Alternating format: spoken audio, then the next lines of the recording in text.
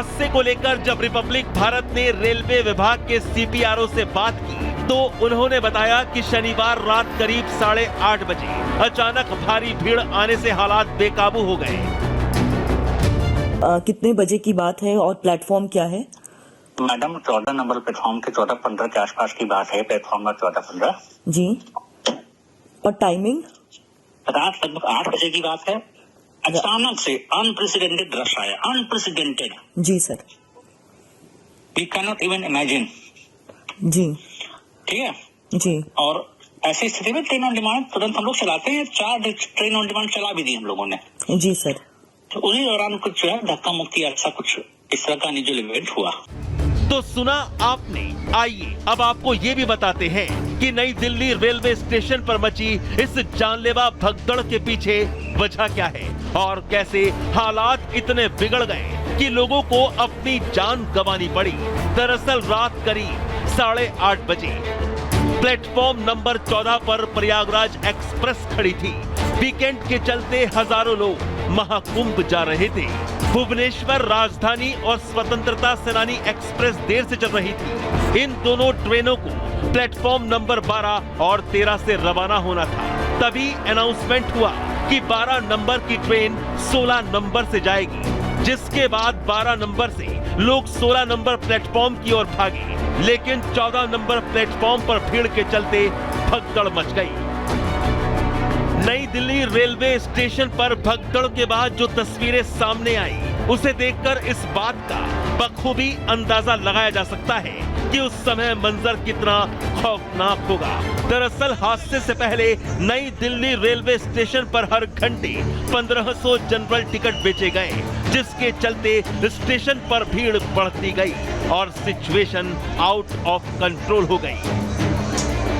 हालांकि अब भले ही रेलवे ने हाई लेवल जांच के आदेश दे दिए हों और रिपोर्ट के आधार पर कार्रवाई का आश्वासन दे रहा हो, लेकिन सवाल है कि जब इस बात का अनुमान था कि वीकेंड पर लोगों की संख्या बढ़ सकती है, तो रेलवे स्टेशन पर पहले से इसे लेकर इंतजाम क्यों नहीं किए गए? और क्या सिर्फ जांच और कार्रवाई से मौत के गाल में समाये लोगों को इंसाफ मिल जाएगा? Bureau report, Republic Bharat. लेकिन इस घटना के बाद जो सवाल खड़े हो रहे हैं वो सवाल देखिए काफी अहम है, जिसके जवाब इस समय रेलवे तलाश रहा है, पूरा देश अब पूछ रहा है। बेकाबू भीड़, रेल मंत्रालय ने आखिर हादसे को अफवाह क्यों बताया?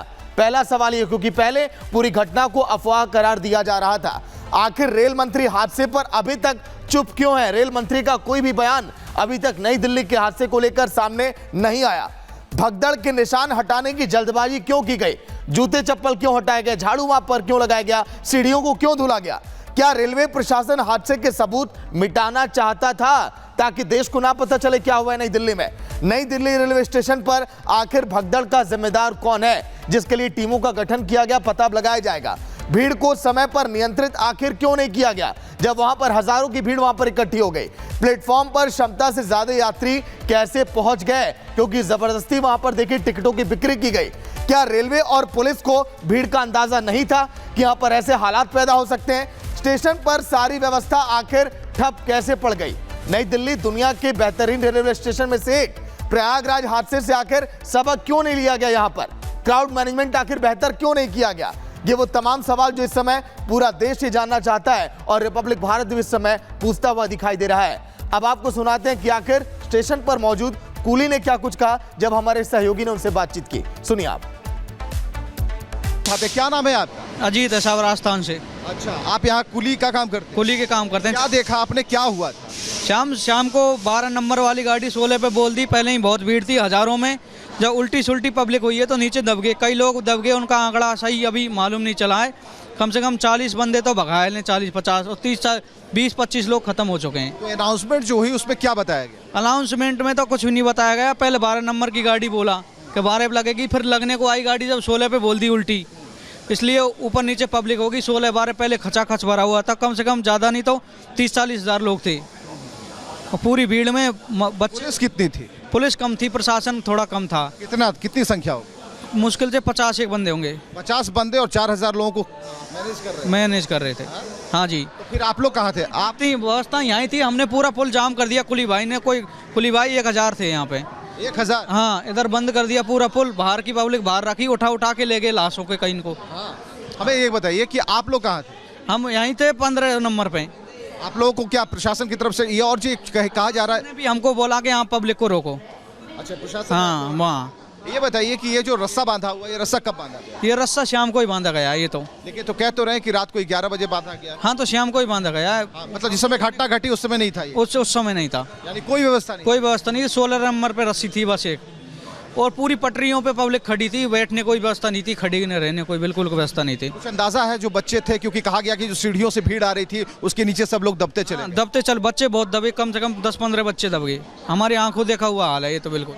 तो यहाँ पर आप देख पा रहे हैं कि जो लोग हैं, आज खासकर जो कुली हैं, जो लोगों का सामान उठाते हैं, इनकी संख्या तकरीबन 1000 के करीब थी और 1000 कुलियों को प्रशासन की तरफ से ये भी कहा गया था कि भाई आप वहाँ से भीड़ को हटाइए। यानी कि जो काम प्रशासन को करना था वो इन कुलियों को बताया गया कि आप हमारी मदद कीजिए। इन्होंने मदद की, लेकिन जो आंकड़े ये बता रहे हैं कि भाई यहाँ महिलाएं और बच्चों का बुरा हाल था, व्यवस्थाएं बिल्कुल नहीं थी। और 40-50 हज़ार लोग अगर यहाँ जुट जाएंगे, जो ये कह रहे हैं, उस हिसाब से 50 पुलिस वाले क्या कर लेंगे। और ऐसे में जब व्यवस्थाएं नहीं थी, रस्से का इंतजाम नहीं था, उन्हें रोकने वाला कोई नहीं था, भीड़ को नियंत्रित करने के लिए जो क्राउड मैनेजमेंट होना चाहिए उसकी कोई रणनीति नहीं थी, तब घटनाएं होंगी। और जो घटना घटी वो बहुत दुखद है और हम चाहते हैं कि जो भी कैजुअलिटी के आंकड़े हैं वो ज़्यादा ना बढ़ें, जो नंबर्स आए हैं वो वहीं रुक जाए। रिपब्लिक भारत बस यही चाहता है। विवेक, रिपब्लिक भारत से। विवेक की रिपोर्ट आप देख रहे थे। सीधा ग्राउंड का रुख कर लेते हैं और विवेक ही इस वक्त हमारे साथ जुड़े हुए हैं। कुली से आपने बात की, भगदड़ का सच कुली ने बताया, वो हमने सुनवा दिया, लेकिन कई सवाल यहाँ पर खड़े होते हैं विवेक, क्योंकि मरने वालों में ज्यादातर महिलाएं हैं। अभी तक जो आंकड़े सामने आए, बच्चे ज्यादा हैं, और इस हादसे का जिम्मेदार कौन है, सवाल खड़ा होता है। हालांकि अपडेट भी मिल रहा है कि मीटिंग अभी खत्म हो चुकी है, जो यहाँ पर रेलवे की मीटिंग चल रही थी जिसमें तमाम बड़े अधिकारी मौजूद थे। विवेक, आपके पास क्या जानकारी? बिल्कुल, जो आप कह रहे हैं कि महिलाओं की संख्या काफ़ी ज़्यादा थी, तो इसे समझना होगा कि जो जिम्मेदारियां महिलाओं के ऊपर काफ़ी ज़्यादा होती हैं। जो पुरुष होते हैं वो अकेले खड़े होते हैं, लेकिन महिलाएं अपने बच्चों के साथ होती हैं। हम ज़रा तस्वीर ज़रा आपको दिखाते हैं। 16 नंबर प्लेटफॉर्म को ज़रा आप देखिए। आज सुबह से हम खड़े हैं और कल रात से हमारे सभी सहयोगी बिना सोए यहाँ मौजूद हैं। वहाँ पर कोई सफाई का काम नहीं हो रहा है, झाड़ू पोछा कुछ नहीं लग रहा है, कोई मशीन नहीं लग रही है। लेकिन जब आप इस 15 नंबर और 14 नंबर की तरफ बढ़ते हैं, यानी 14 नंबर और 15 नंबर, यहाँ पर सीढ़ियों को खुरच कर साफ किया जा रहा था। वो फुटेज भी हमने भेजी है, वो भी आप दिखाएंगे दर्शकों को। और हमने पूछा कि क्या आपका रूटीन वर्क है, तो उन्होंने कहा कि हाँ रूटीन वर्क है। अभी देखिए गाड़ी चल रही है, ये अभी 17 चक्कर तो मेरे सामने लगा चुकी है और लगातार। क्या भैया डेली साफ होता है क्या? जरा पूछते हैं, डेली सफाई होती है? हाँ, यहाँ पर डेली होता है। और स्टेशनों पर क्यों नहीं, और प्लेटफॉर्म पर क्यों नहीं हो रही? नहीं औरों पे भी होती है। हम तो देख रहे हैं वहाँ नहीं हो रही। अभी 14-15 से आया हूँ मैं, अभी 12-13 बजे आऊँगा बाद। अभी तक कितने राउंड मार चुके हो? मैंने 4 प्लेटफॉर्म कर दिए।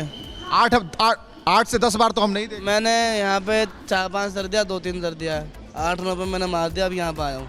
चलिए, तो रूटीन ये बता रहे हैं कि ये रूटीन वर्क है, लेकिन ये जरूरी है कि समझना कि ये हो क्या रहा है। जो चीज़ साफ है उस पर झाड़ू क्यों चलाई जा रही है।